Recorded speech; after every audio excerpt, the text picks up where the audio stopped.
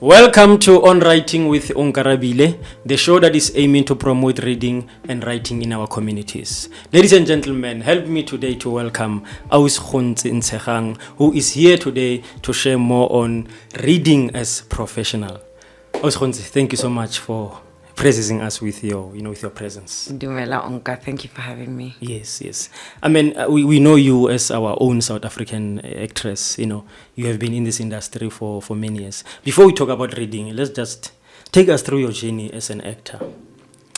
Well, I started at the National School of the Arts.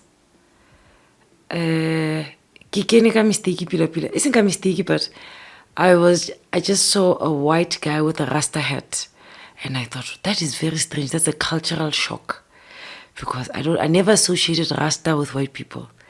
And I thought, what is that school? And they said it's the art school, and I wanted to go in. I didn't know what acting entailed. I didn't know anything about the arts, really. But I ended up there. It was a struggle. It was hard. But I finished, and then I went to Wits. And I did my drama degree there for 4 years, my honors. And, it was theater and television and eventually film and voiceovers and facilitation. So my interest in it grew as I was growing and learning so much in the industry. Nice. And I mean, we have not seen you for some time now. Can you please share with us, where have you been? Are you still around? That's the funny thing. People always want to see people on television in a soapy. Well, because of COVID, obviously, certain things shut down, a lot of things shut down. But I do a lot of voiceovers. I'm actually a voiceover artist. Okay. And with voiceovers, you never see the face because it's a voice. Definitely. Yeah. And I've been shooting a lot of films. There's international films that I've been shooting, which mostly show in Europe. Luckily, when things came down, COVID, then we did a Netflix movie, which is coming out, I think, about April, May. Okay. So there's a couple of things that I've been shooting, small little things, a little movie on ETV that will be coming up also. But the movies that we shoot are not... that's the problem, I guess, we have in South Africa, that a lot of content that we are in or film is not really shown on television. It's only television programs. But the actual films that are shot on location are not really being exposed or accessed in our televisions. So, okay. All right, let's go back to reading. I mean, I met you at a bookshop where I used to work. Yes. When you came and you bought one of the books there. And I got interested because many times, professional people don't actually read. They only focus on their work, in the marketplace. So I got in, and I wanted you to come to the show to share with us as a professional. You are unique. Where did you get this love of reading? Where does it come from? I guess I must be honest. It must be my sister. My sister's a social worker, professional, so she's amazing. She's got 2 degrees. I look up to her. I'm like, ooh, So my sister's always been really close to me, especially after my father died. So she would make me, there was a Zulu woman, Kamo Highgate, who used to sell, I wonder where she is. She used to sell Sowetan in the morning. So I would always buy it, and then she'd make me read the newspaper for her because she's reading. So we'd have conversations about current events that are happening in the country via the Sowetan, reading in the car. And this happened every day of my primary school. And apart from the fact that at school we had, which is, I suppose that's what's lacking with our South African education system in the townships. I don't know if they do it, but sometimes in a week or skolong, there's a time where we have to go to the library. That's how I got to love Obelix and Asterix. The cartoon thing. Yeah, that's how I got to love Asterix and Obelix. And then on a Saturday, instead of Hotamika Mostrateng, she would take us to the Johannesburg Library, and she opened up reading cards for us, and we'd listen to stories being told by storytellers that would come to the library for the kids, and then we'd take out books that we'd read at home. So every Saturday it became a cultural thing. We always had books to read, and we were always in the library. So that culture grew for me, especially because of there was something fascinating about stories. Then there was a time where Namhlope used to go around schools, and she would tell stories, but she would animate them like Indlovu and Indlovu hamba kanjani. They say, and as a kid you're fascinated by that. Oh my God, that world, it's fantasy, it's creative, your imagination is working. So my love for reading really came from all of that experience. And how is it still relevant today as a professional? As I've said, that many professionals, once they finish the chapter of school, then they no longer get into this habit of reading. How is it relevant, what you have learned when you were still growing? Even now, you still love reading. How do you see it impacting your life as a professional now? Well, to tell you the truth, the information is in words, and that's the crux of it. I even get irritated with my daughter sometimes. She will buy, maybe there's something that we bought and you have to read the instructions. She's lazy to read the instructions because she just wants to open it and assemble it. But you have to read. Everything needs you to comprehend, understand what is being said. I find a problem that, for me professionally, I must say, because I'm an actress, because I tell stories are in the format of words, written words. So I cannot not read because I read a script. Exactly. Because I need to find out about a character, about where the character comes from. I have to research. So not only that, I'm an aspiring writer myself. I love writing. I'm writing a script as we speak. I have to research because I'm dealing with narcissism. I have to research psychology. I have to research psychosis, narcissism, all those things that have to do with the mind, mental illness. You have to read for that. You can't just sit and think it will just come out of your mind. Understand? It's important to do that. Yeah. It's funny. As a professional, I do facilitation also now with companies. Now, what I learned is, and I also have a company that's registered. Do you know that for your company to remain sustainable, you actually have to know what is happening in policy changes? Policy changes, you find them in the Gazette. If you don't know that information, then you're gonna be left behind. This is the information. Makoa, white people have this information. White people know what is the change of policy from this to that. We're still stuck because we still have this, and I can't blame us for our laziness, because it was a laziness that was, I don't know if it's not inflicted, but it was put upon us. I mean, Bantu education was an education system that really was supposed to make us stupid and dumb. And the descendants of it have not gotten rid of it. Actually, they've perpetuated it, some of them. You know what I'm saying?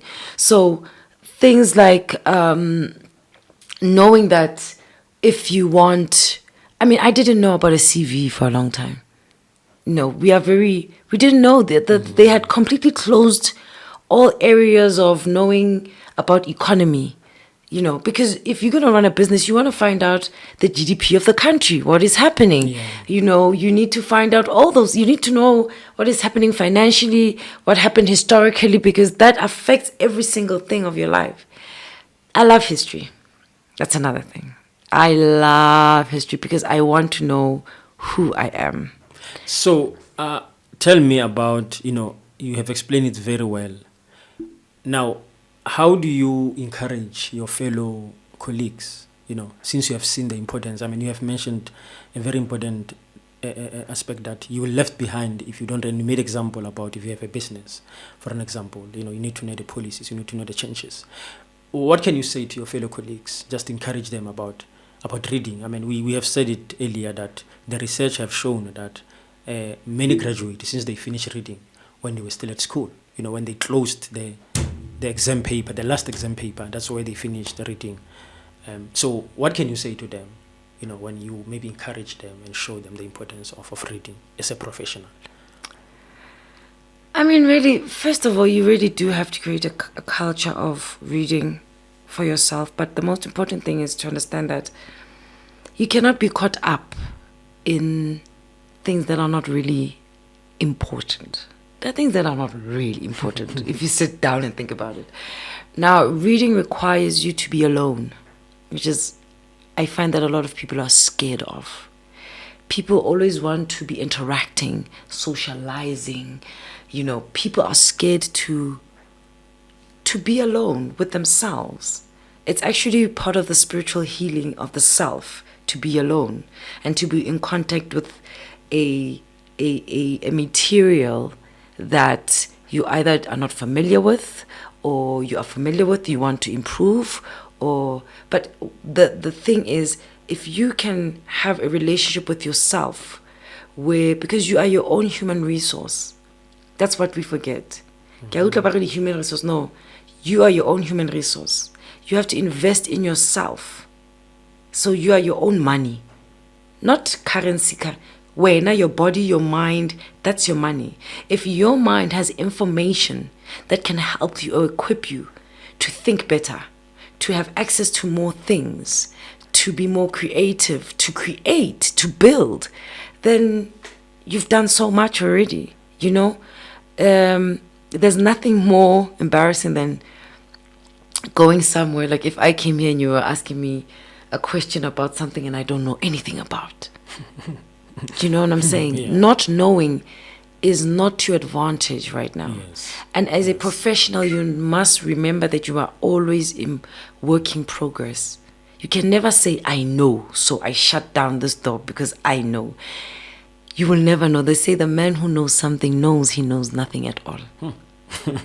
You remind me a statement that I usually say, that when you say not knowing is not advantage, I usually say that there are people who get paid for what they know. Yes. And there are those who pay for what they don't know.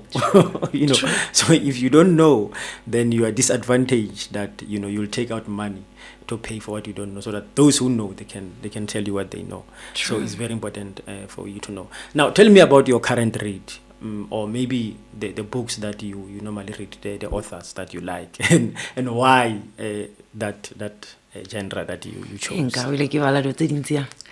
I read almost every genre. I'm not too much into the romantic stuff. Okay. I'm not really into the romantic stuff. Okay. But I love everything to do with history. I even sit on the internet and I go into Google and I will research. You see, people didn't even know that there was a slave lodge in Cape Town, which today is Iziko Museum. One of the biggest museums in Cape Town used to be a slave lodge. And when I find that information out, then I want to find out what happened. Then I find out that actually that's how the Cape Malays came into existence. That's how the Indians that's how most Asians came to South Africa. That's how slavery worked, how there were 11 Xhosa wars, how Ciskei was taken over, how the British and the Boers killed so many of our people to enter into our country, to even go to the Mfecane, all those things. That's research. That's my research, because that research is leading me somewhere.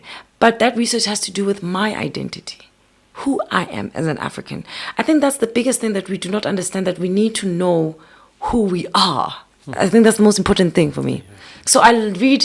So right now, I have a friend of mine who gave me a lot of books on apartheid. I wanted to find out. I wrote Ascaris. I wanted to find out about what was actually happening underground. And I wanted to find out, what was going on. I wasn't there. So I want to find out what was going on in this exile. The stuff that interests me. So there's a lot of books on that. Then I got, from you, I bought Chimamanda Ngozi, yes. African American, beautiful. Chimamanda Ngozi is amazing. He's she's everywhere right now. Her talks are amazing. You can even Google her. She also talks about identity. She talks as a Nigerian born young woman going to America, the experience of it. This whole thing, no, I want to go to America, I'm going to make it. And she gives you the reality of the situation, what it's actually about, what it entails, how your identity shifts and how you retain your identity in a space where there is no identity really that references you as an African. So I relate to that. Because even as a South African, my identity, I feel, is still not affirmed. I still do not fully understand it, Paulo Coelho is one of the most beautifully spiritual writers that I have that heal me. I call that man my healer. The Alchemist was the first book I read. I didn't understand it. I read it a couple of times. I still go back to it till today because I still feel there's so much that I probably missed. It's like a good movie that you need to repeat to constantly to get every single idea that you might have missed to fully understand it. So Paulo Coelho's got amazing books. From the River Pedre, I cried. I cried or something. I wept and cried. To there's so many that I read.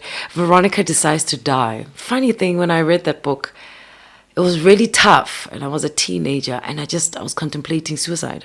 Oh. And I got that book, Veronica Decides to Die.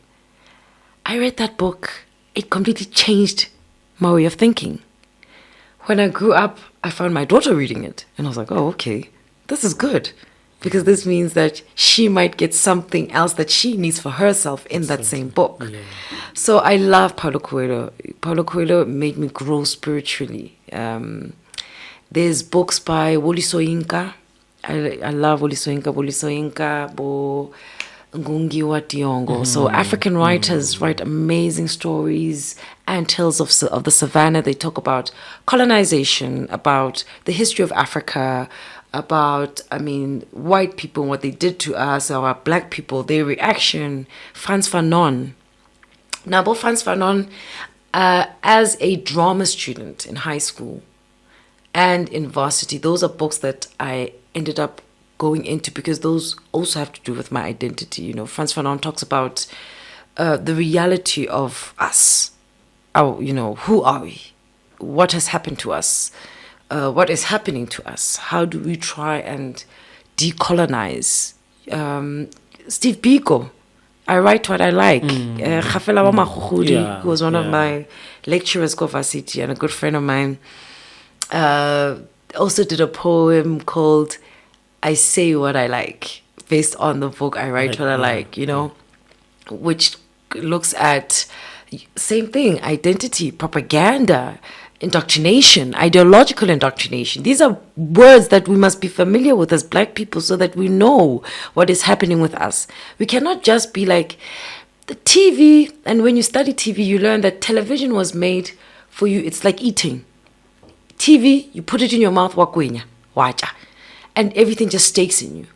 But there's no critical analysis of it. Unless you are of a critical mind and you know how to critically dissect and analyze information. But because we're not clued up on that, we just take in, and then we react. And that can be a very dangerous thing. So, there's a lot of books. Terry Goodkind is another author. Amazing, fantastical books, very thick. But once you are in it, it talks about wizards and witches and, things that fly and things that, lands that are. So that's the nice thing about reading. It takes you far. It can take you to a beautiful place. It can take you to an imaginative place. It can take you to now, here and now, the reality of here and now. You just choose and you can play around. Can read. That's another thing. I actually buy cooking books. Oh, okay. I love cooking. I adore the kitchen. So, Jamie Oliver I've got books by Jamie Oliver. I go and I buy ingredients. I read the book. I follow the instructions. I come up with beautiful meals. Books are not restricted to just. There's books on traveling. There's books on where you can go in South Africa.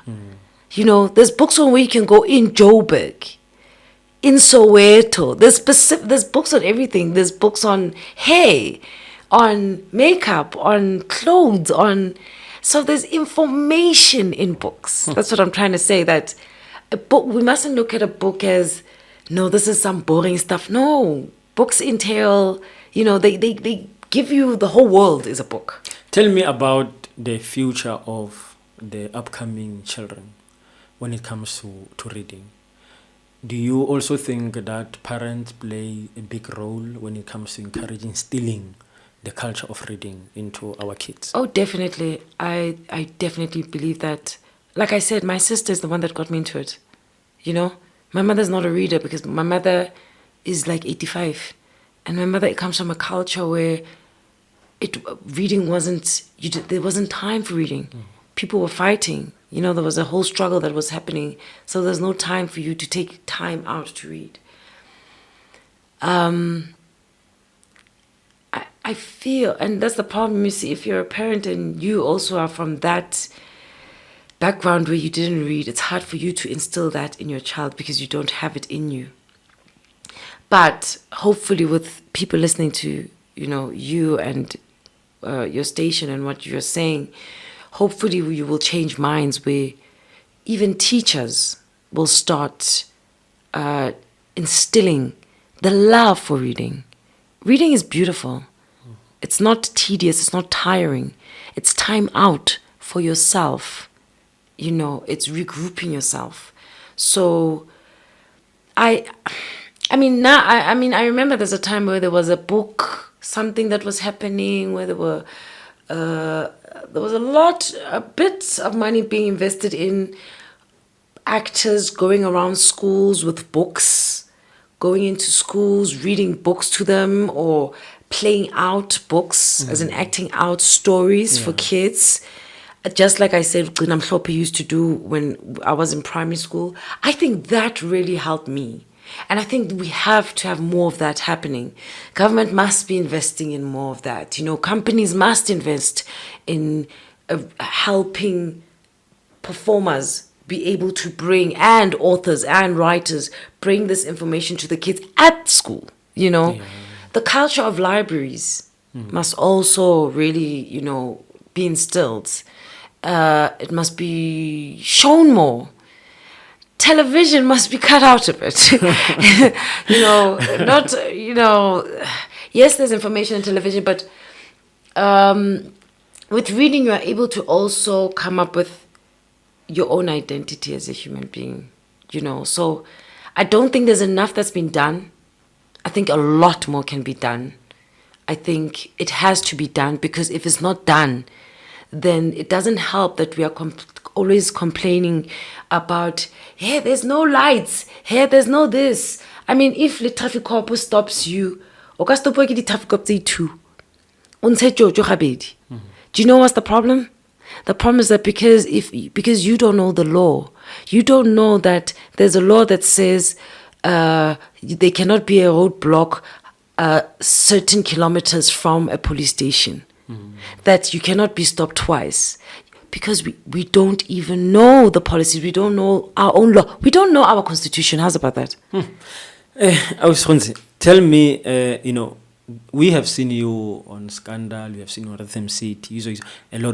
There's someone who's watching the show now, and they are saying, we want to be like Gontse Ntshegang. You are from Rustenburg originally, right? Yes, in the Northwest. Yes.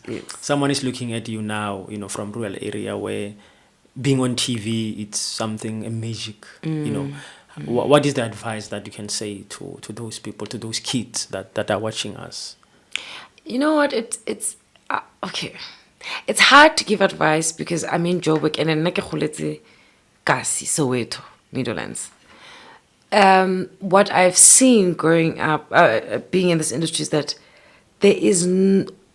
we don't have places where these children who are interested in this industry can go to. So accessibility is a problem, which is something that I'm trying to work on also with a friend of mine, Ngobile Sipamla. She was just on Imbewu right now as Tozile. She's a very close friend of mine. We've been friends since standard 6. And I also go Klekstop. Yes, Klekstop. So what we're trying to do is we're trying to create institutions in places that are outside Joburg. Within Joburg, there are places. There is, and another thing is because of Chelete, people have no access because people don't have money to pay for institutions where they can get help or get training. I mean, there's the Market Theatre Laboratory. The Market Theatre is doing amazing work. I know the Sibikwa in the East Rand. It's also a community-based arts institution, which is great. There isn't a lot of institutions that are available, so there's not a lot of accessibility, but the Market Theatre is doing quite good. I would say within your community, there's community theatre. Come together. Sit down. If you have access to books, cool. If you don't have access to books, you have access to grandmothers or grandparents or elderly people. They always tell stories. We are African people. We are oral history. I mean, I really don't fully believe that we are only oral history. I think we wrote a lot of stuff, but it was just thrown away because of politics. But those stories that you hear, Tselane, I never read it. Yes, exactly. Tselane, Me too, yes, yeah. Tselane ke utlwile ka tsebe. Yeah. So if I can come up with friends of mine and say, okay, guys, tla re etseng story sa Tselane. It's a sketch. Ra actor, we come up with, okay, we're not la tshameka Tselane, we're not Tselane wa mmago Tselane, we're not la ba dimo, we're not la ba yenye, and then we do a show. And we call people in the community, we say, come. Yeah. That is how you start. You start with what you have. Exactly. So I believe in that culture. I believe in, if you start with what you have, somehow the universe, and then I can want to so I believe, let's have these kids, and they will bring the relevant people closer. Like attract like. Like attract like, exactly. Osmonse, thank you so much. I wish we had more time, for such rich information. Thank you so much for being on our show. And I really hope that you come back because I can see that there is more information that, we need from you. So I really hope that you come next time again, to bless us with your presence. I definitely will. Thank you so much, Onkarabile. Thank you so much. Thank you for the opportunity to be here. And thank you for doing what you're doing because we also need to know about Black people, how to publish. I want to publish. Yes, no. And I want to write. Yes, I know. And you are here. So, yes. Remember, we have an appointment that I need to coach you on writing a book. Yes. And based on what you have said, I can feel, I can hear that we are going to learn a lot from your writings. Because you have a lot of information that we need at a time such as this. True. Thank you so much. Thank you. Everyone. Ladies and gentlemen, you are watching On Writing with Onkarabile Mokoto, the show that is aiming to promote reading and writing in our communities. Please do subscribe to Nolu Unlimited Media and like and share and be blessed.